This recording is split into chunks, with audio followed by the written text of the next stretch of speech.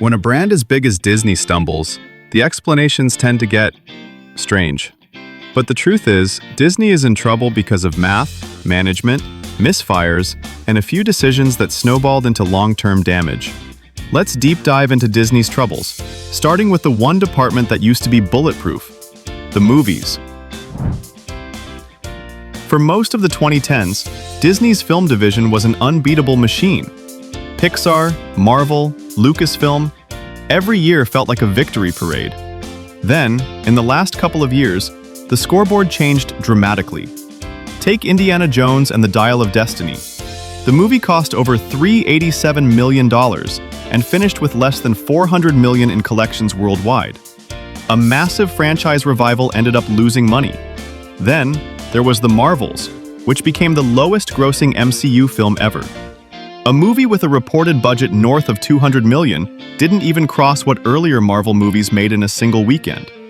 Pixar, once as close to flawless as a studio can get, had its own rough stretch. Elio posted the weakest domestic opening Pixar has ever seen. The performance was so soft that Disney's studio division actually showed a $20 million loss in one quarter, something almost unheard of for them. And then there was Wish, the movie that was supposed to celebrate Disney's 100th anniversary. A century of magic wrapped into a flagship animated musical. The movie opened way below expectations, with critics calling it charmless and inconsistent. But these box office struggles aren't the disease. They're symptoms of a bigger problem that is happening behind the scenes. If you want to understand why Disney's output started slipping, go back to the layoffs of 2023. When Bob Iger returned to fix the company, Wall Street demanded cuts. So Disney cut $7.5 billion in costs, and more than 7,000 jobs went with it. Those layoffs hit the people who actually build the magic: animators, writers, story artists, VFX coordinators, development teams, and pipeline engineers. The kind of roles you never notice unless they're gone. The effects were felt a couple of years later, when the movies hitting theaters got disrupted or downsized. Combine that with the fact that Disney had already asked Pixar, Marvel, and Lucasfilm to make more content in 3 years than they once produced in a decade, and you get exactly what we're seeing now: overworked teams, weaker quality control, and a pipeline that's missing entire sections. Pixar especially felt the whiplash. For years, Disney shoved their films straight onto Disney+. Soul, Luca, Turning Red, while their theatrical releases struggled. That trained parents to view Pixar movies as stuff that will be on streaming soon. So when a movie like Elemental opened softly, it wasn't just about reviews or marketing. It was about audience conditioning. And this is where streaming becomes the next major piece of the puzzle. Disney Plus launched in 2019 and seemed unstoppable. Cheap subscription price, massive library, Marvel and Star Wars originals. It was a slam dunk. Subscribers shot past 100 million. Wall Street cheered like Disney had discovered free money in its backyard.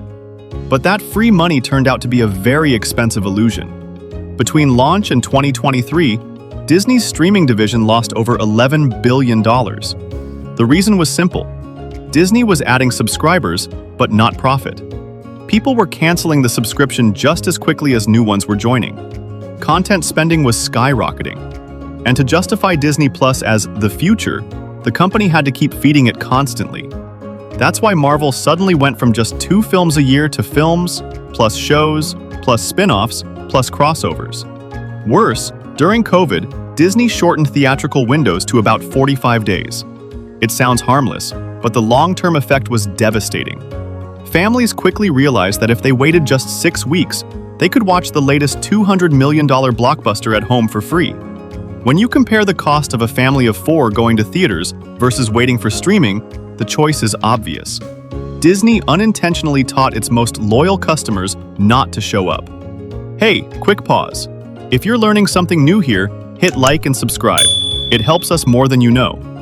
All right, back to Disney. Now let's talk about the parks, because they used to be Disney's safety net. Even when movies underperformed, the parks delivered consistent growth. But recently, even this crown jewel has started to dim. Part of it is pricing. Disney raised ticket prices repeatedly. They eliminated things that used to be free, like airport shuttles, extra magic hours, and FastPass, and replaced them with Genie Plus and Lightning Lane. Families who once felt like the parks were splurges now feel like they're being upcharged at every corner. Universal, meanwhile, has opened Epic Universe, arguably the biggest theme park expansion in decades. It's clear they're swinging for the fences, investing heavily in new attractions at a time when Disney has become more cautious. Add staff shortages, ride downtime, and guest complaints about service slipping, and loyal fans have started posting long critique videos that are going viral. But the parks also reflect a deeper problem. Employees described Disney's internal culture recently as tense. Former workers say the company even avoids hiring superfans, believing passion clouds judgment. Which is ironic because the entire brand is built on people who care too much. Longtime creatives felt shoved to the margins after the $71 billion Fox acquisition in 2019. That deal triggered waves of layoffs on both sides. Artists, development executives, editors, and designers were all gone. People who had worked on franchises like X-Men, Alien, and Deadpool for decades were suddenly folding cardboard boxes in the hallway. And then there was the DEI controversy. Bob Chapek's bungled handling of Florida's Don't Say Gay bill managed to alienate everybody: the LGBTQ community, the conservative groups, and even the state government. Disney got stripped of its special self-governing district status in Florida, a privilege the company had held since 1967. Disney also walked straight into the wokeness battlefield. The Little Mermaid casting sparked a historic wave of backlash online because Disney framed the entire marketing around the culture war instead of the movie. Snow White triggered weeks of outrage over Disney's race swapping of the dwarves into magical creatures, which managed to anger conservatives and Peter Dinklage, who called the approach backwards. Then Rachel Zegler went and called the prince a stalker, and suddenly all hell broke loose, again.